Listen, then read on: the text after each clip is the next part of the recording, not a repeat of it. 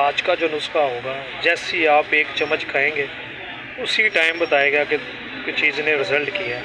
Herbal चीज़ें, देसी चीज़ें ऐसा ज़बरदस्त फ़ायदा देती हैं कि आप सोच भी नहीं सकते। ये सारी चीज़ें मैं आपको बताता हूँ, इनका वज़न और मिकदार, इतनी चीज़ें आपने ले लेनी है। जब आप यूज़ करेंगे अल्हम्दुलिल्लाह हर तरह की आपको ताकत मिलेगी। जो कमी है, पेशी है, रह गई है, सारा कुछ क्लियर हो जाएगा।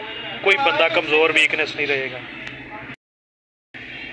मूसली सफ़ेद, पखरा, कोज़ा मिश्री, समंदर सोग, लाजवंती, मूसली सतावर, बैमन सुरख, तुखमे कूंच, लाजवंती, संघाड़ा, सालब मिश्री वगैरह। जो बंदा भी इस नुस्खे को यूज़ करेगा उसको पता चलेगा कि ताकत की चीज़ उसने यूज़ की है। और ये जब तैयार हो जाए, इसको आप एक चम्मच सुबह शाम खाने के बाद दूध के साथ यूज़ करें, बेहतरीन रिज़ल्ट मिलेगा। शुक्रिया, अल्लाह हाफ़िज़।